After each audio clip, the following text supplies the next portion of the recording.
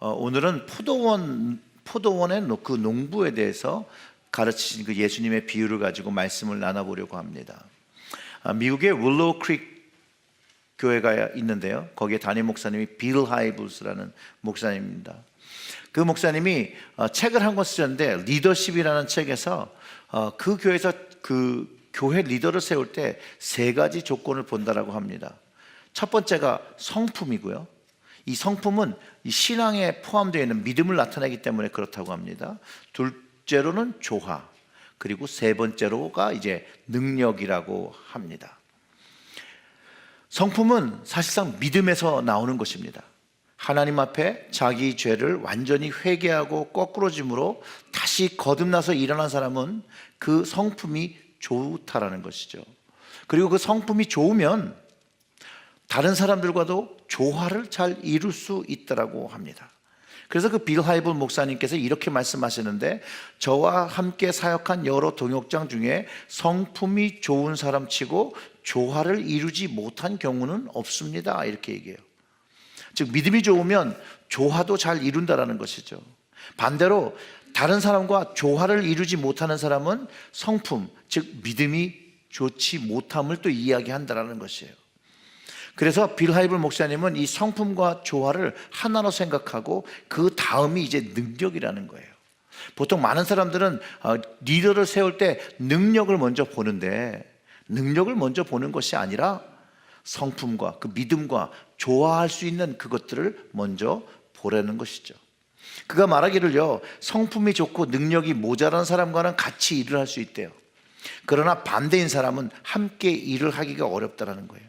전자는 좀 능력이 없어도 같이 함께 조화를 이루면서 일을 할 수 있는데, 후자는 공동체를 깨어뜨려 버릴 위험이 더 크다라는 것이에요. 여기서 기억할 것이 있어, 꼭 기억해야 되는 것이 하나 있다라고 합니다. 다른 사람과의 그 갈등이 자주 발생하게 된다면 하나님과의 관계에서도 문제가 있다라는 점이라는 거예요. 하나님과의 관계가 바로 서면 사람과의 관계도 바로 설 수 있다라고 합니다. 즉 사람들과 자주 갈등이 일어난다면 먼저 하나님과의 관계가 바로 섰는지 스스로를 돌아봐야 할 것이라고 말하면서, 교회 공동체는 성품과 능력이 조화를 이룰 때 교회가 교회다운 모습 된다라고 이 빌 하이블 목사님이 그 책에서 이야기했습니다. 그렇기 때문에 이 주님의 농부는 이 조화를 이루는 사람이어야 합니다. 오늘 본문에 보면 농장 주인과 그 농부가 조화를 이루지 못하고 있다는 거예요. 주인과의 갈등을 유발합니다. 물론 자신들의 이익을 위한 악한 마음에서 시작되었다는 것을 우리는 성경을 쭉 읽기만 해도 그 비유의 내용을 이해할 수 있습니다. 그런데 이 예수님이 이 비유를 가르치시면서 이 조화를 잘 이루지 못하고 있는 사람들을 그 당시 누구를 말하고 있는 것일까요? 크게는 하나님께 순종하지 못하는 전체 이스라엘을 말하고 있고, 그 다음에 좁게는 본문 45절에서 그들을 가리키고 있습니다. 그 45절의 말씀을 다 같이 읽어보겠습니다. 대제사장들과 바리새인들이 예수의 비유를 듣고 자기를 가리켜 말씀하신 줄 알고, 즉 예수님을 그리스도로 인정하지 않는 대제사장, 제사장, 그들을 포함하고 있는 사두개인, 바리새인들을 두고 하신 비유라는 걸 이제 알 수 있죠. 오늘 그 본문을 좀 더 깊게 묵상하겠습니다. 오늘 본문은 보통 이제 포도원 농부의 비유라고 합니다. 영어는 The Parable of Tenant라고 얘기하는데요, 이 농부라는 표현보다는 이 테넌트, 뭔가 세를 들은 소작이라는 단어가 더 이 본문을 이해하기가 쉬운 것 같아서 이 소작인이라는 관점에서 잠시 말씀을 좀 살펴보겠습니다. 이 소작인이라는 사전적 의미는 농지를 주인으로부터 빌리고 이제 거기서 농사를 짓고 대신에 그 소득의 일부를 그 땅 주인에게 바치는 농민을 말합니다. 주님이 말씀하신 이 포도원은 하나님의 나라를 의미하고 있습니다. 이 포도원 같이 하나님 나라를 사람들에게 빌려주셨다라는 것이죠. 이것만 보아도 하나님의 나라는요, 예수님이 다시 오실 때 임하는 하나님의 나라가 아니라 현재도 하나님께서는 우리에게 그 하나님의 나라를 주셨고 하나님의 주인권을 가지고 계시고 그 아들이 다시 오실 때까지 우리가 관리를 하고 사는 나라, 그 나라를 관리하는 어쩌면 소작인보다는 청지기, 그 나라와 땅을 관리하는 사람인 것을 또 이해해 볼 수 있습니다. 사실 소작인이란 말보다는 청지기라는 스튜어드라는 말이 더 우리에게 익숙하지요. 하나님은 이 나라를 이스라엘에게 주시기 위해서 언약과 성취라는 것을 출애굽 사건을 통해서 증명하셨고, 그 하나님을 신뢰하고 광야의 여정을 나선 백성들이 40년의 광야 생활을 통해서 그들이 하나님이 허락하신 땅에 살 수 있다는 것, 그래서 하나님의 방법으로 하나님을 예배하는 여호와의 그 제사장된 나라라는 것을 깨닫고 백성으로 각 약속의 그 땅으로 들어가 그 분깃을 나누어서 살았다라는 것이에요. 그러니까 이스라엘 자체도 하나님께서 주신 땅을 나누어서 살았다라는 것이에요. 그렇기 때문에 하나님을 예배해야만 하는 이 이스라엘이 가나안 땅, 그 약속의 땅에 들어가서 온전히 하나님을 예배했어야 되는데 이 예배를 하나님께 드리지 않고 가나안의 우상들에게 예배를 드리고 범죄했다라는 거예요. 이것이 한 번이 아니라 반복하며 하나님을 배신했다라는 거예요. 예레미야 선지자를 통해서 선포하신 말씀을 이렇게 얘기합니다. 예레미야 31장 32절에 이 언약은 내가 그들의 조상들의 손을 잡고 애굽 땅에서 인도하여 내던 날에 맺은 것과 같지 아니할 것은 내가 그들의 남편이 되었어도 그들이 내 언약을 깨트렸음이라 여호와의 말씀이니라. 예전에 분명히 약속을 주셨는데 이스라엘이 깨트렸대요. 남편과 아내의 관계였는데 그것을 깨트렸다는 거예요. 그래서 이제 새로운 것을 주신다라는 이야기를 하고 있다는 거예요. 고린도전서 10장 7절과 8절을 보면요, 바울이요 이스라엘이 우상 숭배로 멸망한 것을 이야기합니다. 그러면서 바울이 생각하는 하나님 앞에 가장 악한 죄가 바로 이 우상 숭배라는 것이에요. 즉 자신의 마음에 하나님 외에 다른 것을 두고 숭배하는 마음을 말합니다. 그 7, 8절을 읽어드리면 이렇습니다. 그들 가운데 어떤 사람들과 같이 너희는 우상 숭배하는 자가 되지 말라. 기록된 바 백성이 앉아서 먹고 마시며 일어나서 뛰논다 함과 같으니라. 그들 중에 어떤 사람들이 음행하다가 하루에 2만 3천 명이 죽었나니 우리는 그들과 같이 음행하지 말자. 이게 우상숭배에 대해서 이야기하는 거예요. 그리고 이 우상숭배가 음행으로 표현되면서 하나님 앞에서 치링을 한 간음과 같다라고 이야기해주고 있다는 거예요. 부부 생활에서 남편이 버젓이 있고 아내가 있는데 다른 남자나 다른 여자를 만나서는 안 되는 것처럼, 또 그럴 때 그것으로 인해서 부부관계가 깨지면 그 마음의 상처와 아픔이 오는 것처럼 하면 안 된다는 거예요. 그래서 우상숭배가 하나님을 배신하며 간음하고 음행하는 것과 동일하다라고 성경은 끊임없이 구약으로부터 신약까지 이야기하고 있다는 것이에요. 그리고 금방 읽었던 예레미야의 그 이야기를 들으면 하나님이 분명히 이스라엘의 남편이었는데 그 신성한 관계를 우상숭배, 음행으로 깨트렸다는 거예요. 신약은 우리를 어떻게 표현하고 있냐면 주님의 신부라고 표현하고 있다는 거예요.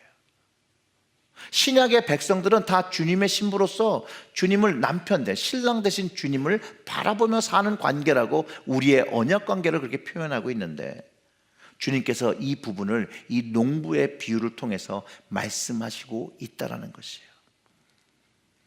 주님의 농부는 주님의 뜻과 법을 순종해야 한다는 것이에요.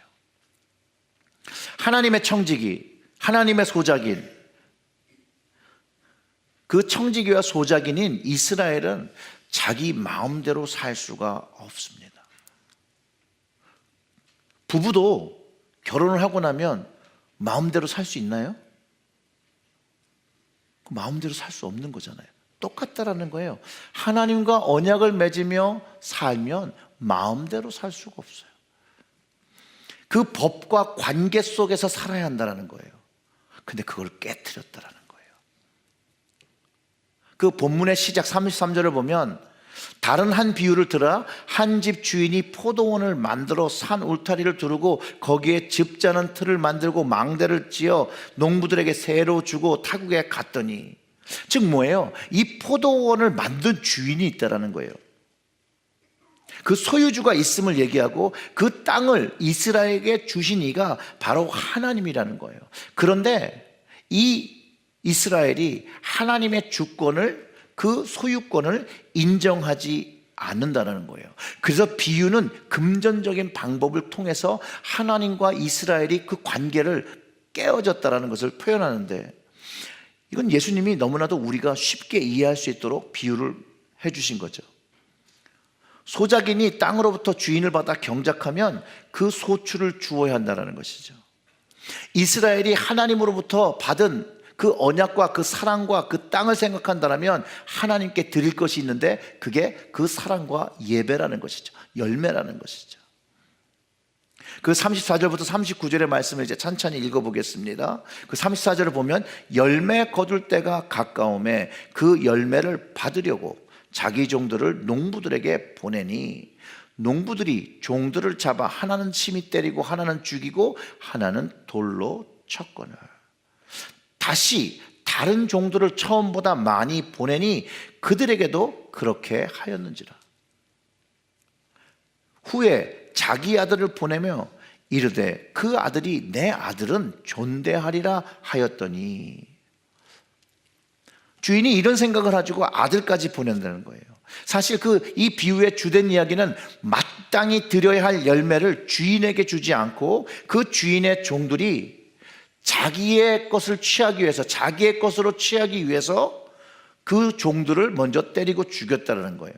또한 주인의 아들조차 이를 죽이면 상속받을 사람이 없기 때문에 이 땅이 나중에 우리 것이 될 수 있다라고 하고 아들을 죽인다라는 거예요. 38절과 39절이 그 내용이죠. 농부들이 그 아들을 보고 서로 말하되 이는 상속자니 자 죽이자, 그의 유산을 차지하자 하고 이에 잡아 포도원 밖에 내쫓아 죽였느니라. 이 예수님의 비유 속에는요, 이스라엘이 이렇게 하나님 앞에 범죄하게 된 가장 그 큰 이유를 탐욕이라고 이야기하고 있네요. 탐욕, 욕심. 탐욕적이고 외식적인 종교적인 백성들과 지도자들을 비판하고 있다는 거예요. 오늘 본문 그 마지막에도 그들이 나중에 주님의 그 말씀하시는 것이 자기한테 하는 것을 알았지만 사람들이 예수님을 선지자로 알기 때문에 무서워서 잡지 못했다라고 그 46절에서 이야기하고 있습니다. 그런데 예수님은 이 비유를 하시면서 이제 예수님의 앞으로 미래에 일어날 일들을, 그 십자가의 죽음을 가르쳐 주고 계시고 그 십자가 죽음 이후에 따라올 주님의 은혜와 약속을, 새 언약을 이 비유를 통해서 가르쳐 주고 계시다라는 것이에요. 즉 예수님이 포도원의 주인의 아들로서 이제 죽게 될 것을 가르쳐 주고 계시는 거예요. 그리고 죽게 되는 그 이유가 사람들이 자신의 이득과 자기의 권력을 지키기 위해서라는 것을 가르쳐 준다는 거예요. 오늘 본문에서도 자기들의 이득과 자기들의 권력을 위해서 포도원의 아들을 죽이고 상속자를 죽여서 주인이 준 땅을 차지하려는 그 악한 마음이 그 안에 담겨 있는 것처럼, 바로 이 이야기를 듣는 그 제사장들, 종교적 지도자들의 마음이 이런 악한 마음이었다는 것을 예수님께서 드러내고 계시다는 것이죠. 그 행동과 마음이 다른 사람들이었다는 것이죠. 위선적인, 외식적인 신앙으로 차있던 사람들이었다는 거예요. 그런데 이것이 그들의 것만이 아니라 이런 마음이 우리에게도 담겨 있다는 거예요. 우리에게도 위선적인 신앙이, 외식적인 신앙이 담겨 있다는 거예요. 스펄전 목사님이 하신 유명한 말씀인데요, 이 위선적인 신앙에 빗대어서 이렇게 말씀하셨습니다. 비 없는 구름과 같고 물이라고 한 방울도 없이 바짝 말라버린 개울과 같다라고 말했어요. 그리고 그것은 마치 연극 배우가 왕의 복장으로 분장하여 무대에서 위를 늠름히 걸다가 연극이 끝난 후에 평복을 갈아입고 가난한 자기의 삶으로 돌아가 부끄러움을 느끼는 것과 같은 것이라고 비유하며 설교했었습니다. 그분은 위선자는 남에게 보이기 위해 선을 행하는 사람이라는 것이에요. 말과 행동이 일치하지 않을 뿐더러 명예를 사랑하고 사람들에게는 존경받기를 좋아한다는 거예요. 외양은 마치 화려한 양장본이 되어서 있으나 내용은 형편없는 책처럼 내면을 소홀하지 않고 외면적인 면에 더욱 관심을 쏟는 사람이라는 거예요. 위선자의 특징은 큰 일을 등한시하고 사소한 일에 구애된다는 점이래요. 또 하나의 위선자의 특징은 남에게 대해서는 신랄할 만큼 비판적이고 자신에 대해서는 지나치리만큼 관대하다는 점이에요. 아무리 금욕적인 생활과 경건한 외모로 신앙의 빛 좋은 허울을 쓰고 있어도 결코 속일 수 없는 것은 자기의 마음이다 라고 얘기하며, 그리스도인이라면 마음속에 발화하는 위선의 싹을 애초부터 뽑아버리라는 강한 의지를 보이지 않으면 안 된다라고 말합니다. 위선적인 신앙이야말로 복음과 정면으로 배치되는 거짓된 삶을 만들어내기 때문이다 라고 말씀하셨다는 거예요. 예수님께서 책망하신 그 위선적 신앙을 가진 그 당시 종교적 지도자를 크게 둘로 나누면요, 사두개인과 바리새인이 있었습니다. 이 사두개인과 이 바리새인이 제사장도 하고 대제사장도 하고 이랬다는 거예요. 사두개인은 대부분 레위 지파에서 나왔습니다. 그리고 이 사두개인들이 제사장의 직분을 다수가 차지하고 있고요, 성전을 지키는 자도 레위 지파에서 나왔습니다. 아무튼 이들은 성전 안에서 최고의 힘을 가졌던 사람들입니다. 제사장의 힘도 가졌고 그 성전 군인장도 이곳에 이 사두개인들이었고, 이 사두개파 사람들이 그 당시에 제사장직을 맡고 있었기 때문에 이 제사장들도 이 사두개인의 성향을 나타내고 있음을 우리가 추측해 볼 수 있다는 거예요. 사두개인들은요, 부활을 믿지 않았습니다. 단순히 믿지 않는 것도 떠나서 반대했어요. 그리고 천사나 마귀에 대해서 생각하지 않고 그런 것들을 토론하는 것조차도 반대했습니다. 그들은 기본적으로 초현실적인 것을 부인하고 그들의 성향은 종교적 합리주의를 택하고 세속적이며 현세주의적 경향을 띠고 있었습니다. 그런데 예수님이 부활이라는 것들을 성전에서 말씀하고 계시니 싫어할 수밖에요. 초현실적인 그런 기적들이 일어나니 싫어할 수밖에요. 현재도 이런 성향을 가진 부류들이 있습니다. 우리 시대에도 이 사두개인의 성향을 띤 사람이 저는 개인적으로 자유주의 신학에 물든 목회자들과 신학자라고 생각합니다. 특별히 이 사두개인들은요, 마카비 통치 시대에도 종교적인 권력만 누렸던 것이 아니라 정치적인 권력도 누리던 사람들이었다는 거예요. 이 바리새인들은요, 율법 중심의 신앙 회복을 준비하며 헬라주의를 타파하고 유대교의 부흥을 지향했던 파예요. 율법 중심을 이야기했기 때문에 세속과 비율법과 불경건한 것 모두 결별하여 산다고 지은 이름이 바로 바리새인이라는 이름이에요. 분리자. 그렇기 때문에 그들은 늘 율법을 가지고 깨끗한 것, 부정한 것, 이걸 항상 구분짓는 것에 정말 심혈을 기울였다는 거예요. 그렇기 때문에 복음서에서 예수님이 이 바리새인들과 대화할 때 항상 이것을 가지고 안식일에 병 고치신 것, 죄인들과 함께 먹는 것, 이런 걸로 인해서 주님과 논쟁을 벌였고 주님을 그래서 결국은 반대했다라는 거예요. 현대의 바리새인들도 있죠. 극보수파죠. 극보수. 이들은 바리새인들을 참 많이 닮아서 성경의 말씀에 비추어서 자신들의 믿는 것과 다르다고 생각하면 이단 시비를 제기하고 정죄하죠. 근데 이들 역시도 초현실적인 것을 좀 부인하고 그들의 성향이, 종교적 관점이 굉장히 편협하고 바리새인 이름처럼 분리된 자의 이름을 따라 자신들과 교리적인 성경적 견해가 다를 때 새로운 새로운 교단, 새로운 것들을 만든다는 거예요. 그래서 여전히 지금 우리의 삶 속에는 수많은 교파와 교단과 교회와 당들이 지어져 있다는 거예요. 바리새인들 중에 특징은 자신들이 가장 올바르다라고 생각합니다. 의롭다고 생각합니다. 이들은 정통의 문제로 늘 항상 논쟁과 다툼을 제공합니다. 사두개인이든 바리새인이든 그들의 문제는 뭐였냐면요, 예수님을 반대했다라는 거예요. 근데 현대의 사두개인과 현대의 바리새인들은 예수님을 부인하진 않지만 예수님의 것을 주장하기보다는 자신들의 생각과 전통과 고정관념을 주장합니다. 이들의 성향은 옛날이나 지금이나 동일한 게 있어요. 그게 뭐냐면 돈과 권력적 욕심, 정치적인 욕심은 동일하다라는 거예요. 바로 이것이 주님이 드러내는 이들의 위선적인 삶입니다. 이 세속에 물든 종교 지도로 인해서 이스라엘이 바른 길로 가지 못했던 것을 예수님이 지적하고 계시죠. 주님의 종으로 주님의 뜻과 법을 순종하지 않았다라는 거예요. 현대의 종교 지도자들도 돈과 권력과 정치 욕심으로 많은 그리스도인들을 이스라엘처럼 잘못된 길로 끌어가고 있음을 우리가 알기도 합니다. 그럼 우리가 이 시점에서 어떻게 해야 될까요? 주님이 이 비유를 말씀하실 때 또 이 말씀을 듣는 오늘 우리에게도 동일한 것을 말씀하시는데, 오직 참회와 회개만이 하나님의 진노와 심판을 면할 수 있다고 가르쳐 주시는 것이에요.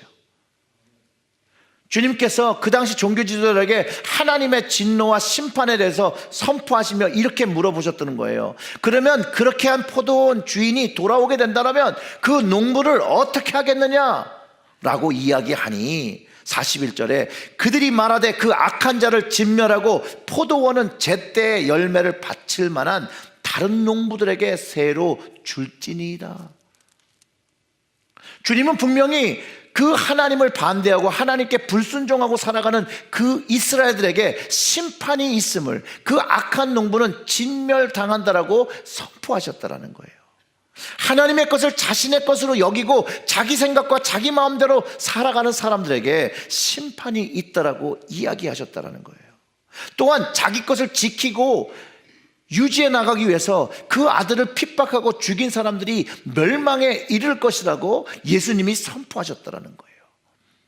근데 여러분, 여기에 하나님이 주시는 귀한 비밀이 담겨 있습니다. 포도원의 아들이, 즉 예수님이, 하나님의 아들이 왔을 때 그 이전에 주인의 종을 때리고 또 죽이고 그랬을 때 그 아들을 보내면서도 이 아들을 인정한다면 그 마음을 돌이켜서 용서하실 그 자비의 마음을 가지고 계셨더라는 것이에요. 그래서 그 아들이 가면 공경할 것이라고 그 아들을 보냈다라고 비유를 통해서 말씀하신 거예요. 그 아들은요, 심판할 권리가 있어요. 그 이전에 보냈던 그 종들과는 달리 심판의 권세를 가지고 있는 것.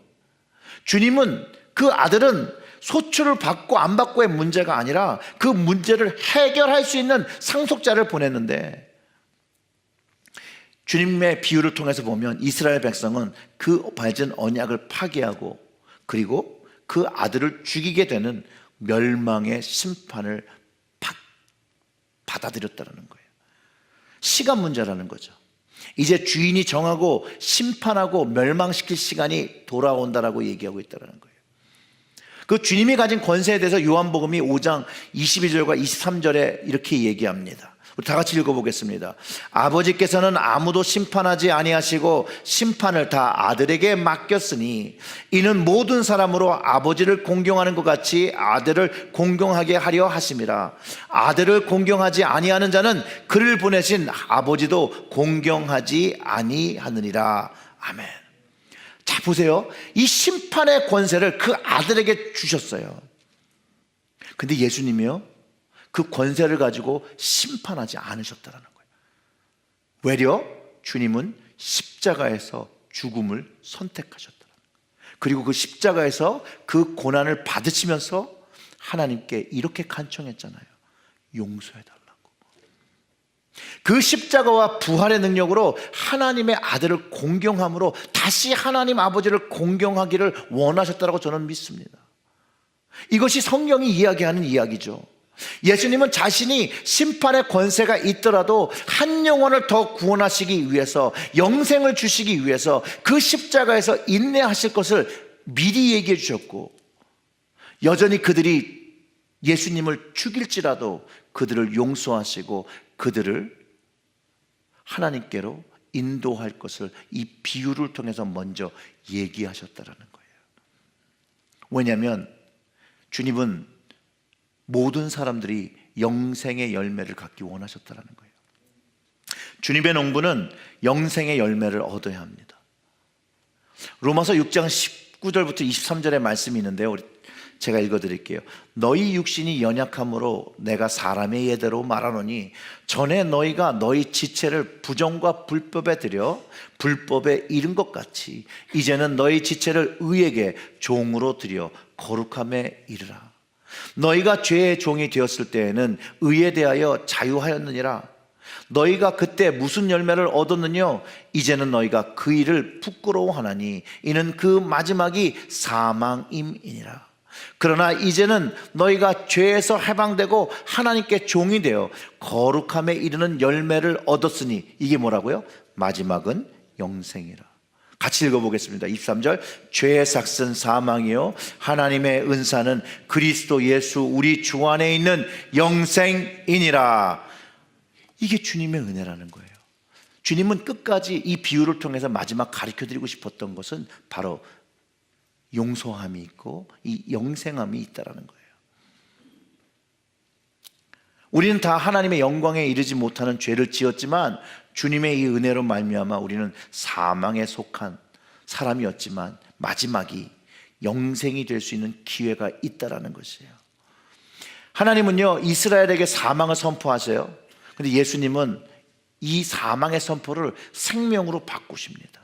예수께서 이르시되 너희가 성경의 건축자들이 버린 돌이 모퉁이의 머릿돌이 되었나니 이것은 주로 말미암아 된 것이요 우리 눈에 기이하도다 함을 읽어본 일이 없느냐라고 이 말씀을 성취하시는데, 예수 안에 영생을 얻게 됨을 사람들에게 말씀하십니다. 주님을 죽이고 버린 돌처럼 취급했는데 그 버린 돌 된 그 주님께서 이제 모퉁이이 되어 새 언약의 하나님 나라의 머릿돌이 되셨으니 이제 주님과 함께 새로운 하나님의 나라를 만들어갈 수 있다는 것이죠. 그 새로운 하나님의 나라가 나라의 백성이 되었다는 것이죠. 그러니 주님께서 이 땅에 오셔서 하나님 나라가 가까웠다고 하고 회개하라고 하신 말씀이 더 잘 이해가 된다는 것이에요. 왜냐하면 이스라엘은 이미 사망과 멸망의 선포를 받은 상태였고 예수님은 회개함으로 다시 하나님의 나라의 유업을 얻는 소작인이 되라고, 청지기가 되라고 선포하고 계시다라는 거예요.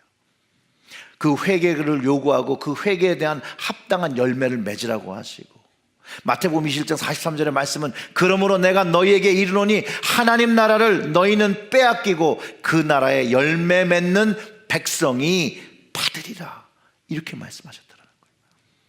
하나님 나라의 열매 맺는 백성은요 모퉁이 돌 대신 예수님을 통해서 영생의 열매를 얻고, 그러니 회개의 열매를 맺은 사람이 될 거고, 그러니 성령의 열매를 맺은 사람이 될 거고, 빛의 열매를 맺는 착함과 의로움을 가진 사람이 된다는 거예요. 성경이 말하는 이 열매에 대해서 총체적으로 말하면 하나님 백성의 거룩함을 가지게 된다는 것이죠.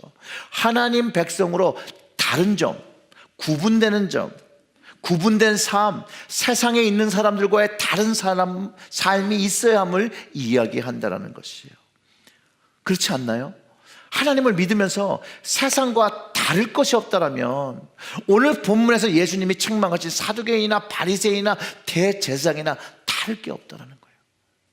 여전히 그들에게 임했던 하나님의 진노와 심판만 있을 뿐이라는 거예요. 오늘 예수님의 그 비유 중에 이스라엘 언약이 예수님으로 인해 새 언약으로 바뀌어졌다는 것이죠.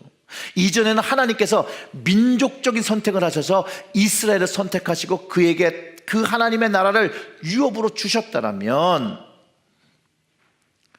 이제 하나님의 아들이 오시고 이제 청직이 된 소작이 된 사람들이 주님을 죽인 후에 하나님은 더 이상 민족적인 선택을 하지 않으신다는 거예요. 하나님은 믿음의 선택을 하신다는 거예요.